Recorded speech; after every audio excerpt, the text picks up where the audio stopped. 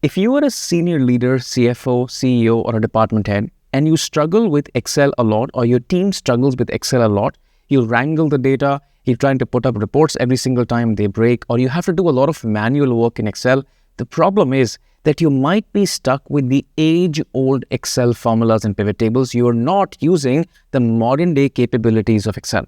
In the last 10 odd years, Excel has dramatically changed, and it has a lot of newer tools that don't even need any kind of installation. You can just have them right into your Excel that can drastically reduce the time, increase your productivity, build automation, and also generate very sophisticated company-level insights inside your organizations. In this video, I'll speak about these tools. Now, whether you want to work on these tools yourself or you want your team to be able to work on these tools, but this is going to be a directional video how you can improve Excel's modern-day capabilities to insanely improve the work that you're doing. Let's start. Now, rather than actually speaking about random stuff, I'm going to give you very specific examples of the tools and the problems they solve. And hopefully, when you take a look at the entire thing, you'll be able to bring together a holistic picture and how does it help you solve all the problems of reporting and data analysis. Let's start with the first one. The very first thing that your team or you yourself might do is that since your data is in silos, that means it's kept separately. You could have accounting data, you could have sales data, budgets data, some data in Google Sheets, some marketing data, and perhaps you want to take a look at a holistic picture of all of the data. The very first job that you begin with is data consolidation and data cleaning.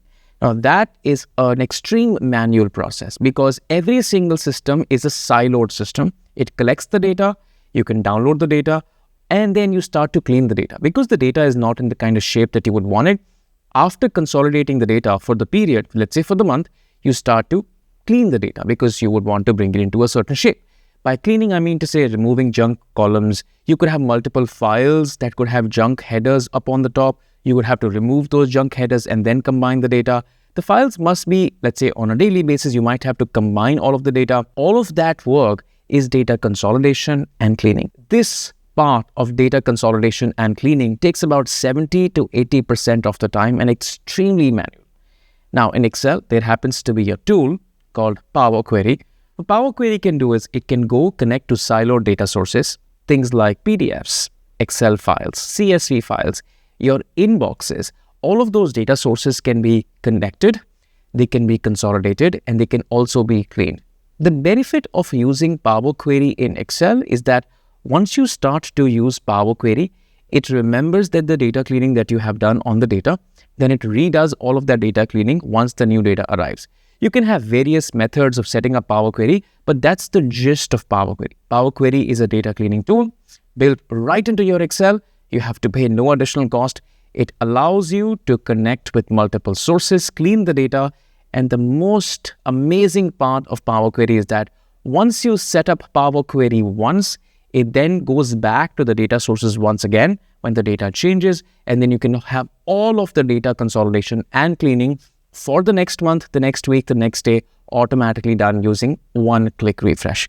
This is a phenomenal tool in Excel, and 95% of the Excel users till this date have not even heard about Power Query. For the 5 people who have heard about Power Query and they've started using Power Query, they have literally saved weeks and weeks of data cleansing and data consolidation time, boiled it down to just a few minutes. Just a click of a button and the data is consolidated, it's cleaned, ready for you to use. Comes the next stage. In the next stage, no matter how have you consolidated the data, either it's manual or you are a modern day CFO or a CEO or a business leader and you have asked your team to use Power Query, once you have all the data consolidated from multiple sources, it's now also clean, you start to do data analysis. Now, the thing with data analysis is that you technically use something called as pivot table or SUMIF, COUNTIF functions to be able to analyze your data.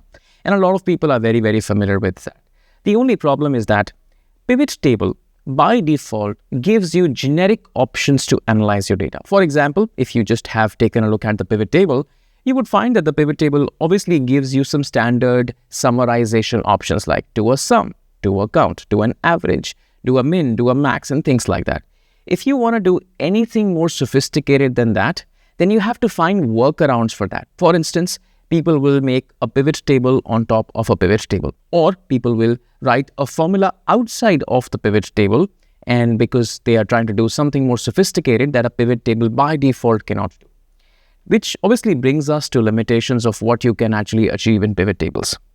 The second problem that a lot of people face is that, generally speaking, very vast amounts of data cannot be processed in a regular Excel pivot table. Both of these problems are now solved using the modern tool in Excel called the Power Pivot or the data model. What exactly is it? Now, just like Excel has a library of functions like sum, count, if, and things like that, Excel's Power Pivot or the data model also has a library of its own functions. These functions are called data analysis expressions, in short for DAX. And these functions allow you to perform very sophisticated analytics that you would probably not be able to do in a pivot table, or are very, very hard to do it in a pivot table. The second benefit of these functions are that they are able to separate out the data from the pivot table. Generally, when you work with Excel, your data lies on one sheet and the pivot table lie on another sheet. So your data and the pivot table are in the same Excel file. With Power Pivot, what you can do is you can actually connect to multiple sources through Power Query, and all of the data can be brought inside of Power Pivot, and it can also exceed the theoretical limit of Excel's row limit. Like you have 1 million something rows in Excel, you can remove that limit and you can go beyond 1 million rows in Excel, and it works beautifully. Like I've seen people working with 5-10 million rows of data very, very conveniently in Excel's Power Pivot model. So not only are you getting the higher capacity of row handling, you're also getting an enriched formula library through which you can write very sophisticated calculations that are otherwise not possible in a regular, pivot table.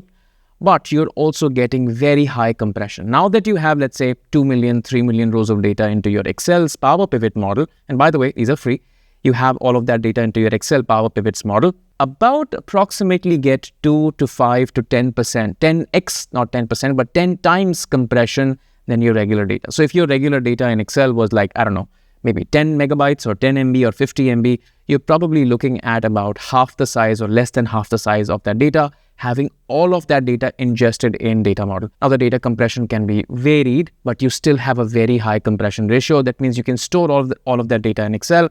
You can do very sophisticated calculations, and that's also incredibly fast. The third thing that you typically do in your data analysis work is to present the data. Now, this is where Excel lacks presentation ability a bit. Like Excel's presentation or chart making gallery hasn't changed that much. But if you know a bit of charting techniques, some cool slicer techniques, you can still take all of that sophisticated analytics that you have done using the data model and Power Pivot, and then build beautiful dashboards right inside of Excel. Now, Excel has also become online. You can present that data beautifully on online version of Excel. And once people take a look at that online version of Excel, nobody can really say that this is not like a sophisticated, kind of BI tool.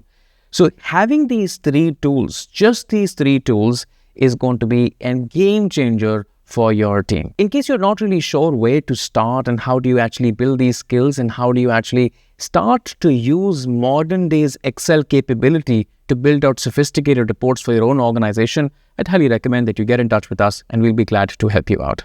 I'll see you in the next one.